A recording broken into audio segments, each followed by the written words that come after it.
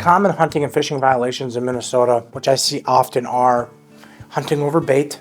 So someone doesn't know or has not removed bait prior to the initiation of hunting season, such as deer season, because you can't hunt over any bait during deer season. In fact, it must be removed a period of days before the hunting opener even starts. And there's constantly people that unwillingly or unwittingly go to their stand. They don't check the ground for salt licks or corn or whatever. DNR gets word that there might be something there. They watch you. And as soon as you get over to the stand in your position, boom, they come get you and they ticket you, which can result in a loss of your hunting privileges. It can also seize your firearm, your ATV if you drive that out there, your truck, a variety of things. So I see that often. Number one. Another common one I see is the transportation of a loaded firearm.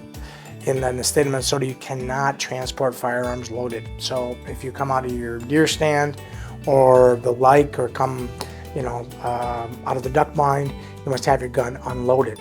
It can't be loaded, and then it must be properly cased when you put it in your vehicle and drive off with it. So I see that a lot, and because a lot of people just don't know, or they keep it loaded.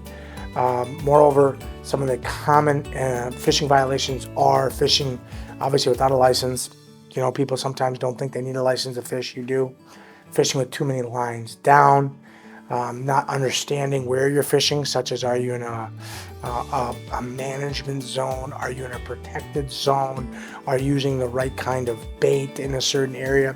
So it's just, the hunting and fishing laws can be complicated, and people may know what they think they know, but they really don't. As an example, I represented a gentleman who's charged with hunting over bait in his land up in Hubbard County. And it wasn't just over bait, but he owned this land for 30 years. But he also didn't understand that this land in Hubbard County was specifically quarantined to remove any baiting whatsoever. So he couldn't even plant food plots or anything. And he didn't even know that, yet he owned the land for X amount of years, because things change like that. So the reality is the burden is on the hunter to know what they're doing. So at the beginning of each year, there's a regulations book that you can grab on the counter when you get your hunting license or your fishing license.